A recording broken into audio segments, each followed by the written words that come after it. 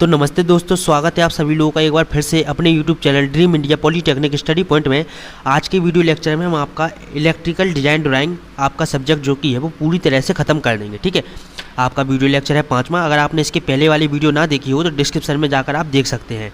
आज के video lecture में आपका 8वां, 9वां और 10वां लेसन पूरी तरह से ख़त्म कर दिया जाएगा। ठीक है, और जो भी आपके बच्चे कुछ क्वेश्चन हैं उनको भी कवर कर दिया जाएगा आज के वीडियो लेक्चर में। देखिए, और आप लोगों को पता होगा कि जो आपके थर्ड ईयर के पेपर होना थे 22 तारीख से, तो अब वो अगस्त में होंगे आपके। ठीक है, अगस्त में आपके थर्ड ईयर के पेपर होंगे और आपकी फर्स्ट ईयर और सेकंड ईयर को प्रमोट करने का विचार किया जा रहा है। अभी कोई भी कंफर्म न्यूज़ निकल कर नहीं आई है कि आपके फर्स्ट ईयर और थर्ड ईयर आपके सेकंड ईयर को प्रमोट कर दिया गया है, लेकिन आपको कर सकते हैं प्रमोट। ठीक है, अभी कोई भी कंफर्म बात नहीं निकल कर आई है। और देखिए, इसके पहले वाले वीडियो लेक्चर में जिन लोगों ने 49 और 50 नंबर के क्वेश्चन का आंसर दिया था उन लोगों के नाम ये रहे। सबसे पहले आपका जवाब दिया है राहुल कोस्टा ने, उसके बाद है निखिल मिश्रा, आज़ाद साहनी, साक्षी, आशीष प्रजापति, रविंद्र कुमार, विश्वा ऑफिशियल और आपके नीलेश कुमार, सतीश कुमार और अवनीश वर्मा टेक्निकल। ठीक है, तो इन सभी लोगों ने जो कि है आपके 49 और 50 नंबर के क्वेश्चन का सही आंसर दिया है। देखिए, आपको 49 और 50 नंबर के क्वेश्चन दिखा देते हैं। 49 नंबर के क्वेश्चन में आपसे पूछा गया है MCB का फुल फॉर्म क्या होता है। MCB का फुल फॉर्म क्या होता है? Miniature circuit breaker. ठीक है, मिनिएचर सर्किट ब्रेकर इसका क्या होगा? फुल फॉर्म होगा। इसके बाद आता है आपका 50 नंबर का क्वेश्चन। देखिए, 50 नंबर के क्वेश्चन में आपसे कहा है कि MCB किस कैपेसिटी तक की आती हैं। MCB किस कैपेसिटी तक की आती हैं? अगर देखिए आप गूगल पर सर्च करेंगे तो आपको काफ़ी एम्पियर तक की कैपेसिटी जो कि है वो मिल जाएगी, बट आपकी निम्न में से पूछा है तो आपकी इनमें से क्या आएगा? 100 एम्पियर। ठीक है, तो इसका आंसर क्या होगा? 100 एम्पियर। और देखिए, आप इसमें एक क्वेश्चन देख ले 32 नंबर का। इसमें पूछा है CTS और TRS का पूरा नाम बताइए। तो इसका सही आंसर आपका है चीमड़ रबड़ कोशित। चीमड़ रबड़ कोशित। ठीक है, इसका सही आंसर होगा। और जो भी क्वेश्चन वीडियो में गलत हुआ करे आप लोग कमेंट करके बता दिया करें, हम उसको अगले वीडियो लेक्चर में आपको सही करा देते हैं। ठीक है, तो चलिए लौट कर आते हैं अपने टॉपिक पर।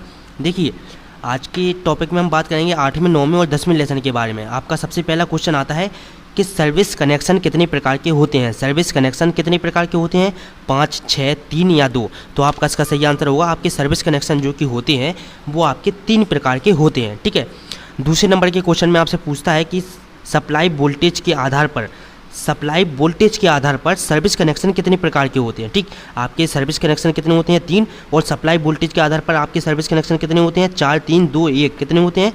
2। ठीक है, तीसरे नंबर के क्वेश्चन में आपसे पूछता है कि फेज संख्या के आधार पर सर्विस कनेक्शन कितने प्रकार के होते हैं। आपके ऊपर पूछा था सर्विस वोल्टेज के आधार पर, अब यहाँ पर पूछा है कि फेज संख्या के आधार पर आपके सर्विस कनेक्शन कितने प्रकार के होते हैं। 2, 5, 2 या 4। ठीक, तो आपका इसका सही आंसर क्या होगा? 2। चौथे नंबर के क्वेश्चन में आपसे पूछा है इंस्टॉलेशन विधि के आधार पर सर्विस कनेक्शन कितने प्रकार के होते हैं। 1, 2, 3 या 4। तो आपका इसका सही आंसर क्या होगा? 2। पाँचवें नंबर के क्वेश्चन में आपसे पूछा है सिरोपणी सेवा संयोजन का संस्थान कितने प्रकार के होते हैं। सिरोपणी सेवा संयोजन का संस्थान कितने प्रकार के होते हैं? 2, 3, 4 या 5। तो आपका इसका सही आंसर क्या होगा? 5।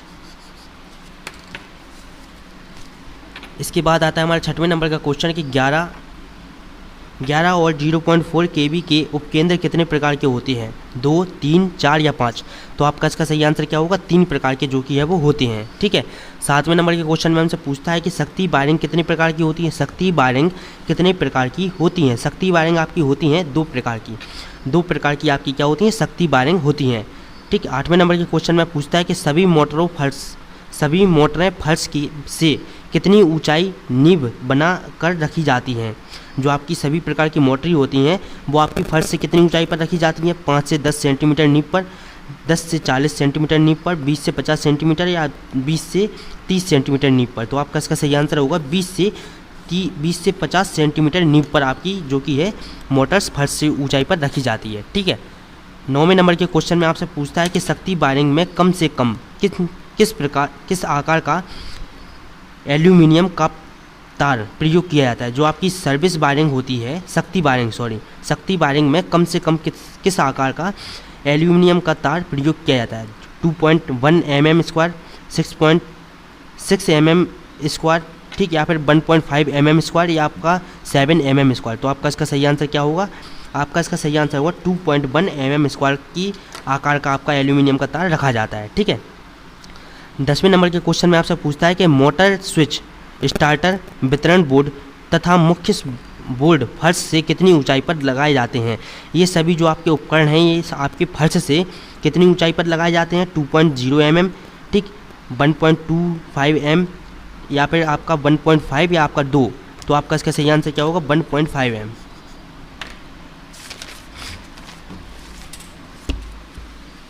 11वें नंबर के क्वेश्चन में आपसे पूछता है, देखिए 11वें नंबर के क्वेश्चन में आपसे क्या पूछा है?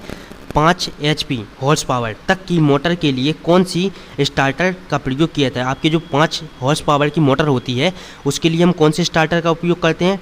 TRIEC, ठीक, टिपिक मेन स्विच का, स्टार या डेल्टा स्टार्टर का, या आपका DOL डायरेक्ट ऑनलाइन स्टार्टर का, या इनमें से कोई नहीं। तो आपका किसका यूज करते हैं हम? डायरेक्ट ऑनलाइन का,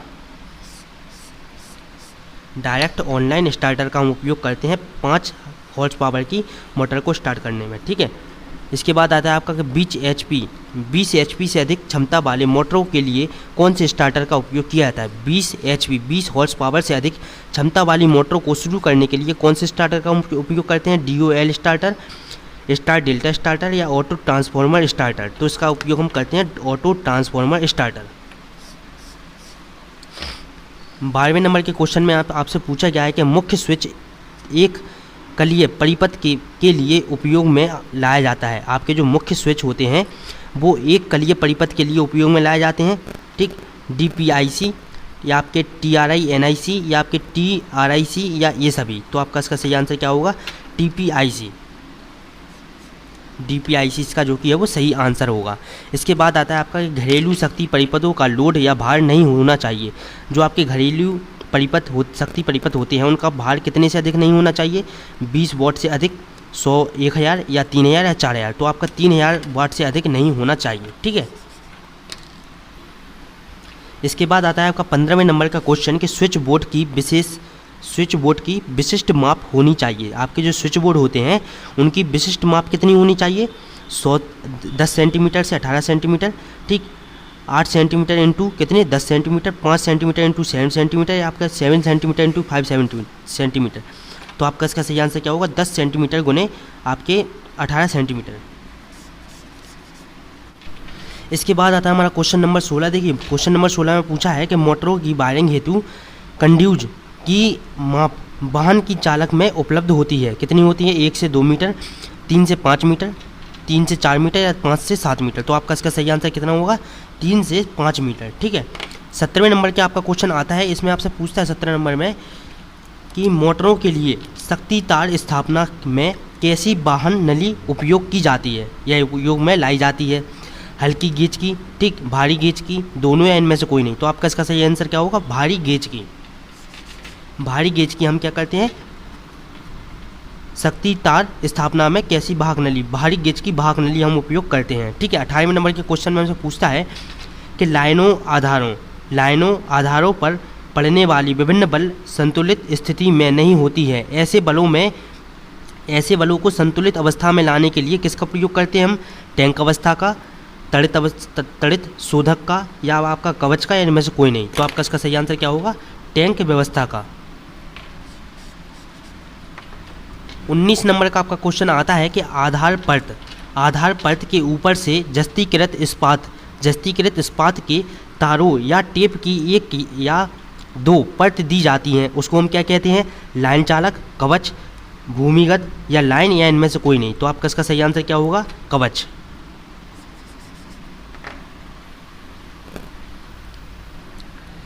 इसके बाद आता है आपका 20वें नंबर का क्वेश्चन कि खंभे पर स्थापित उपकेंद्र अधिकतम कितनी क्षमता के होते हैं। आपके जो खंभे पर स्थापित उपकेंद्र होते हैं वो उनकी क्षमता कितनी होती है? 300 kVA, 100 kVA, 200 या 400। तो आपका इसका सही आंसर कितना होगा? 300 kVA, 300 किलोवाट एम्पियर। 21वें नंबर के क्वेश्चन में देखिए हमसे पूछा है कि भवन के अंदर स्थित सामान्य वितरण उपकेंद्र में परिणामित्र की आवश्यकता होती है। कितनी? 1 आवश्यकता होती है, 2 या 3 या 4 की। तो आपका इसका सही आंसर कितना होगा? एक आपके परिणामित्र की आवश्यकता होती है। ठीक है, 22वें नंबर के क्वेश्चन में हमसे पूछता है कि विद्युत लाइन का वह भाग जो विद्युत शक्ति को एक स्थान से दूसरे स्थान तक वहन करता है। विद्युत लाइन का वह भाग जो विद्युत शक्ति को एक स्थान से दूसरे स्थान पर ले जाने में मदद करता है, उसको हम क्या कहते हैं? लाइन चालक उसको हम कहते हैं। ठीक है, 23वें नंबर के क्वेश्चन में आपसे पूछता है कि पहाड़ी पर स्थित लाइन आधारों पर लगाई जाती है। पहाड़ी पर स्थित लाइन आधारों पर लगाई जाती है कैसी? टैंक अवस्था में, लाइन अवस्था में, कवच में, या इनमें से सभी? तो आपका इसका सही आंसर क्या होगा? टैंक अवस्था में। इसके बाद आता है आपका 24 नंबर का क्वेश्चन कि लाइन आधार होते हैं। लाइन आधार होना चाहिए कैसा? हल्का, भारी, दोनों, या इनमें से कोई नहीं? तो आपका जो लाइन आधार है वो आपका हल्का होना चाहिए। 25वें नंबर के क्वेश्चन में आपसे बात करता है कि निविदाओं के प्रकार हैं। निविदाओं के प्रकार हैं 1, 2, 3 या 4? तो आपका इसका सही आंसर क्या होगा? 4। क्वेश्चन नंबर 26 आपका आता है कि पक्षपात का कोई चांस नहीं है। इसका आंसर आपका डायरेक्ट लिखेंगे आप, इसका आंसर होगा ओपन टेंडरिंग में। ठीक है, ओपन टेंडरिंग में। ठीक है, 27 नंबर का आपका क्वेश्चन आता है कि नए ठेकेदारों को बाजार में प्रवेश करने के अवसर प्रदान करती हैं। नए ठेकेदार को बाजार में प्रवेश करने का अवसर कौन प्रदान करती है? Open tendering. ठीक है, ओपन टेंडरिंग मतलब जो सभी लोगों के लिए टेंडर निकलते हैं वो। ठीक है, 28 नंबर का आपका क्वेश्चन आता है कि किसी विशेष कार्यों या सामानों की सप्लाई के लिए एक औपचारिक प्रस्ताव है। एक औपचारिक प्रस्ताव क्या है? निविदा, सूचना, दोनों, या इनमें से कोई नहीं? इसका आपका सही आंसर क्या होगा? निविदा। 29 नंबर का आपका क्वेश्चन आता है कि मीटर बोर्ड की फर्श से ऊंचाई कितनी रखनी जानी चाहिए? आपका जो मीटर बोर्ड होता है उसकी फर्श से ऊंचाई कितनी होनी चाहिए? आपके देखिए, आपके ऑप्शन में है 0.5 mm, ठीक, 1.5 मीटर, 2.5 मीटर, 2.0 मीटर। तो आपका इसका सही आंसर क्या होगा? 1.5 मीटर। 30वें नंबर का आपका क्वेश्चन आता है कि सिरोपणी लाइन सेवा संयोजन में एलटी का मतलब हमने आपको बताया था इसके पहले वाले वीडियो लेक्चर में, लो टेंशन। ठीक है, लो टेंशन वितरण पोल की दूरी लगभग कितने मीटर के अंदर होती है? 15, 25, 35 या 45? तो आपका इसका सही आंसर क्या होगा? 45 मीटर के अंदर होती है। ठीक है, 31 नंबर का आपका क्वेश्चन आता है कि एक घरेलू शक्ति परिपथ में कुल भार या कुल लोड कितने वॉट से ज़्यादा नहीं होना चाहिए? आपका एक जो घरेलू शक्ति परिपथ होता है उसमें कितने लोड से ज़्यादा नहीं होना चाहिए? 1000, 2000, 3000 या 4000? तो 4000 वाट से अधिक नहीं होना चाहिए आपके घर का लोड। ठीक है, 3000 वाट से अधिक नहीं होना चाहिए। इसके बाद आता है आपका 32 नंबर का प्रश्न कि निम्न सिंबल किसका है? अब आपको यहाँ से मोस्ट इंपॉर्टेंट क्वेश्चन जो कि है शुरू होंगे। देखिए, हम आपको बता चुके हैं अगर आपके ऑनलाइन एग्जाम होंगे तो उसमें आपके MCQ टाइप क्वेश्चन ज़्यादातर आएंगे सिंबल। कौन से? ज़्यादातर आपके 100 में से 90% आपसे सिंबल ही पूछे जाएंगे कि ये सिंबल किसका है, ये सिंबल किसका है। ऐसे आपके MCQ टाइप क्वेश्चन जो कि है वो आएंगे। अब आपको बताना ये वाला सिंबल किसका है। इसके पहले वाले वीडियो लेक्चर में आपको सारे सिंबल पढ़ा चुके हैं। ठीक है, तो ये वाला आपका सिंबल है किसका? पशु बच स्विच। ये वाला आपका सिंबल है पशु बच स्विच का। इसके बाद देखिए 33 नंबर के क्वेश्चन में आपसे पूछता है कि छत पर लगा बल्ब का सिंबल कौन सा है? छत पर लगा बल्ब का सिंबल आपको इसमें बताना है। आपको बड़े ही अच्छे से और आसान तरीके से आपको समझाया गया था। देखिए, आपका बल्ब का सिंबल होता है ये वाला। ठीक, बल्ब का सिंबल आपका कौन सा होता है? ये वाला आपका बल्ब का सिंबल होता है। ये है आपकी दीवार और ये है आपका कौन सा? दीवार पर लगा बल्ब। ये है आपका जंजीर की सहायता से छत पर लटका हुआ बल्ब। जंजीर की सहायता से छत पर लटका हुआ बल्ब। और ये वाला सिंबल है आपका छत पर लगा बल्ब का। ठीक, ये वाला सिंबल किसका है? आपका सही आंसर होगा सी। छत पर लगा बल्ब का सिंबल है ये सी वाला। 34 नंबर के क्वेश्चन में देखिए आता है कि आतंक बल्ब का सिंबल कौन सा है? आतंक बल्ब का सिंबल कौन सा है? आपका देखिए ये ऑप्शन है कौन सा? छत पर लगा बल्ब। ये है आपका जंजीर की सहायता से लगा बल्ब। ये है केवल आपका बल्ब और ये है आपका आतंक बल्ब का सिंबल। ऑप्शन नंबर बी आपका सही होगा। 35 नंबर के क्वेश्चन में आपका आता है कि मध्य स्विच का सिंबल कौन सा है? निम्न में से आपको बताना है कि मध्य स्विच का सिंबल कौन सा है? ये वाला है सिंबल, ये वाला है, ये वाला है, ये वाला है। तो आपका इसका सही आंसर क्या होगा? डी ऑप्शन आपका इसका सही होगा। आपका मध्य स्विच का सिंबल आपका ये वाला होगा। ठीक है, 36 नंबर के क्वेश्चन में आता है कि द्विध्रुवीय स्विच का सिंबल कौन सा है?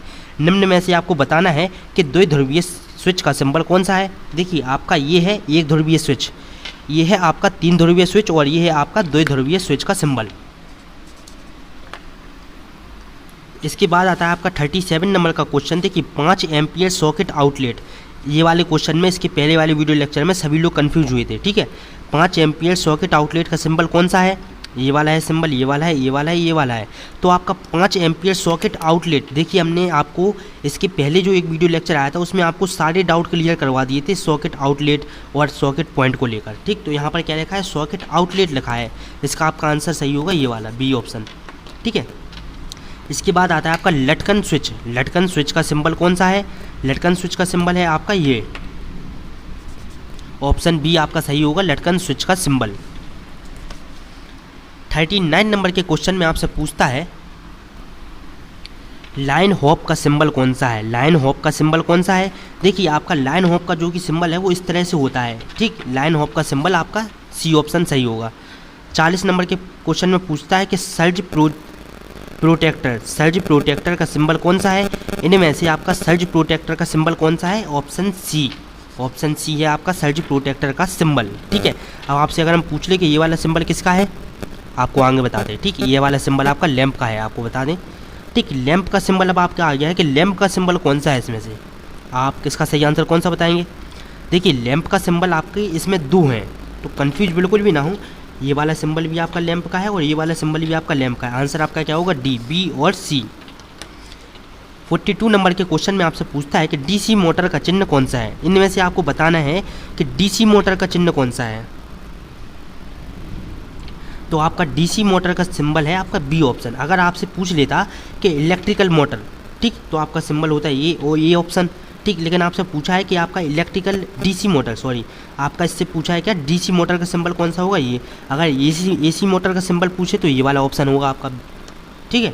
43 नंबर के क्वेश्चन में देखिए पूछा है कि 2 तार परिपथ खंड का सिंबल है। 2 तार परिपथ खंड का सिंबल कौन सा है, आपका ये है एक तार परिपथ खंड। अगर आपका एक तार बना हो और बीच में एक क्रॉस का निशान लगा हो तो उसको हम कहेंगे एक तार परिपथ खंड। ये है आपका 3 तार परिपथ खंड, ये है आपका n तार परिपथ खंड, मतलब n की जगह कुछ भी पूछा जा सकता है आपका। तो 2 तार परिपथ खंड का सिंबल कौन सा होगा, बी ऑप्शन। 44 नंबर के क्वेश्चन में आपसे पूछा है कि 2 फेस एनर्जी मीटर का सिंबल कौन सा है। 2 फेस एनर्जी मीटर का सिंबल कौन सा है, ये वाला है। अगर आपसे पूछ ले 3 फेस एनर्जी मीटर का सिंबल कौन सा है,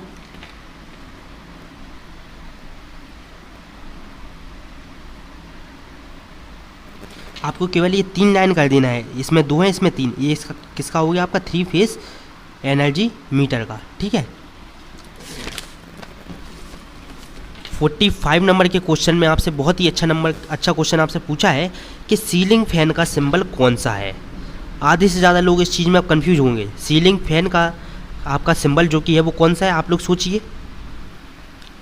देखिए जिसने भी इसके पहले वाले सभी वीडियो लेक्चर देखे हैं वो आसानी से सभी क्वेश्चन का आंसर दे देगा, ठीक है। आपका सीलिंग फैन का आपका सही आंसर कौन सा है, ये है आपका सीलिंग फैन। अब सीलिंग फैन का एक सिंबल और बनता है, ठीक। सीलिंग फैन का आपका एक सिंबल और बनता है, उसको हम आगे बताएंगे आपको, ठीक है। इसके बाद आता है 46 नंबर का क्वेश्चन। 46 नंबर के क्वेश्चन में आपसे पूछता है कि रिहोस्टेटेड परिवर्तक का सिंबल कौन सा है। तो रिहोस्टेटेड सिंबल आपका ये वाला है, ठीक। और अगर आप लोग हमारी सलाह माने तो आप 9 और 10 लेसन जो कि आपका है, ठीक, उसको आप जो हमने क्वेश्चन बैंक दी है उसमें से आप ज़रूर से पढ़ें। 9 और 10 लेसन को आप एक बार केवल पढ़ ले बस, ठीक। आपके जो वहाँ पर सिंगल लाइन डायग्राम आपका समझाया था उसी से आपके रिलेटेड क्वेश्चन आपके 9वें और 10वें लेसन में पूछे गए हैं। तो आप 9 और 10 लेसन को क्वेश्चन बैंक से ज़रूर से पढ़ें एक बार। यहाँ पर तो हमने आपको कवर करा ही दिया है, बट आप एक बार उसको पढ़ भी लें, ठीक है। इसके बाद हमने यहाँ पर आपको कुछ एक्स्ट्रा क्वेश्चन भी देते गए हैं। उसके साथ आपको चौक का आपका सिंबल कौन सा है, तो देखिए चौक का सिंबल आपका ये वाला होता है। अच्छे से देखते जाएं आप सभी सिंबल को, वरना आप स्क्रीनशॉट लेते जाएं, नोट करते जाएं, ठीक। 47 नंबर का क्वेश्चन आपका आता है कि बाइंडिंग का आपका सिंबल सभी लोगों को पता है कि बाइंडिंग का सिंबल इस तरह से होता है। पंखे रेगुलेटर का आपका सिंबल कौन सा होता है, ये वाला होता है। पंखे को तेज मंदा करने का रेगुलेटर का सिंबल होता है ये वाला, ठीक है। इसके बाद आता है 48 नंबर का क्वेश्चन कि चौक बॉक्स का सिंबल होता है ये वाला। और आपका हमने देखिए सीलिंग फैन का आपका कहा था एक सिंबल और बताएंगे, तो सीलिंग फैन का एक सिंबल ये होता है और आपका एक सिंबल होता है ये वाला। तो ये दोनों सिंबल एक ही हैं, ठीक है। ये दोनों सिंबल एक ही हैं, ये दोनों सिंबल, ठीक है। अच्छे से ध्यान रखिएगा इस चीज़ को। 49 नंबर के क्वेश्चन में आपसे बहुत ही इम्पोर्टेंट और बहुत ही कंफ्यूज करने वाला क्वेश्चन जो कि है वो पूछा गया है। अब इस चीज़ को आपको ढूंढना होगा, ठीक। क्वेश्चन बैंक में सारा कुछ दिया गया है, ठीक। आप वहाँ से ढूंढकर आराम से आंसर दे सकते हैं। 49 नंबर के क्वेश्चन में पूछा है कि ऊर्जा मापी का सिंबल कौन सा है। अब आपको इसमें से बताना है कि ऊर्जा मापी का सिंबल कौन सा है, ठीक। इसके बाद आता है आपका 50वें नंबर का क्वेश्चन कि सूचक लैंप का सिंबल कौन सा है। सूचक लैंप का सिंबल, ठीक है, ध्यान से सुनिएगा, सूचक लैंप का सिंबल आपका कौन सा है, ठीक है। इन दोनों क्वेश्चन के 49 और 50 नंबर के क्वेश्चन का आंसर आप लोगों को देना है। और देखिए, अगर आपको क्वेश्चन का आंसर ना पता हो तो आपको क्वेश्चन बैंक में सारा कुछ मिल जाएगा, ठीक।